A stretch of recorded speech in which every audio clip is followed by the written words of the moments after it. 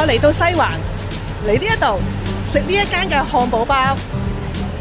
呢度環境唔錯㗎，因為對出咧係一個海皮嚟嘅，餐廳望出嚟都唔錯㗎。入到餐廳裏面，佢嘅環境咧就係咁嘅，佢樓上咧仲有座位㗎。上一層咧嘅座位咧就係咁樣嘅。如果咧你坐正咧窗口嗰邊咧，就可以望到海旁㗎。坐喺度都幾 chill㗎。入到嚟咧，呢一個咧就好大個餐牌啦。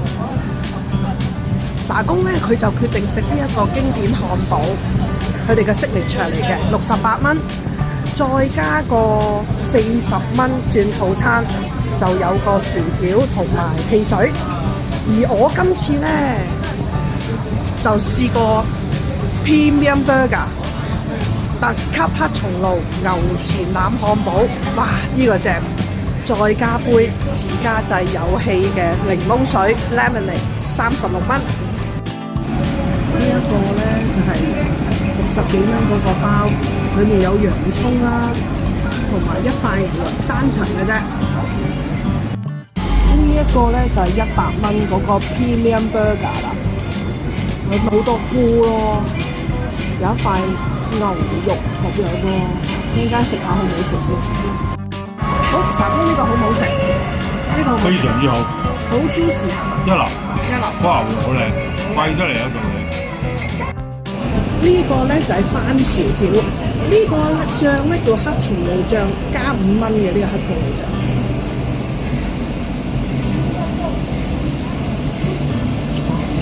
番薯條好食過麥當勞嗰啲薯條啦，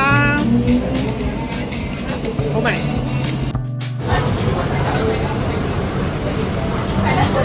哇，好好食啊！